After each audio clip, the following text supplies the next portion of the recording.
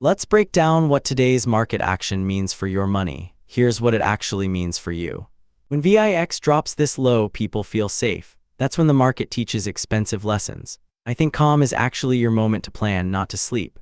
A low VIX means option prices are cheap, bond yields are locked in, and stock valuations are visible. The real question isn't whether calm lasts, it's whether you're ready when it doesn't. The Fed sent a clear message this week. Rates are staying put. This is actually good news if you're holding cash. I think this is where most people miss opportunity. They chase stocks because bonds feel boring. But here's what matters. If you have money you won't need for a year, you're earning solid returns in treasuries. That's not exciting, but it's real returns that compound. Here's what I've noticed about this market phase. Money isn't flowing because of crashes or breakthroughs. It's rotating.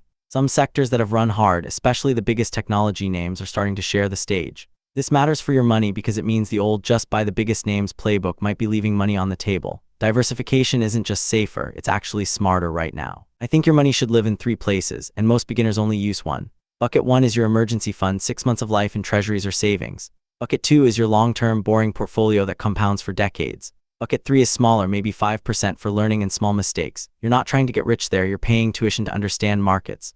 Low volatility right now, that's bucket 3 opportunity. There's one line on the chart you should memorize, the 10-year treasury yield. Right now it's above 6%. If you see a headline saying 10-year breaks below 4%, that usually means bond investors are scared. When bond investors get scared, stock investors find opportunities.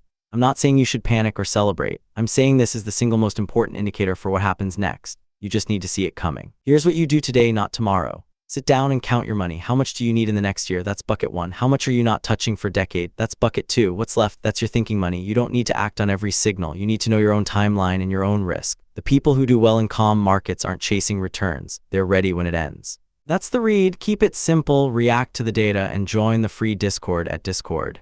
GG/R47RZGM.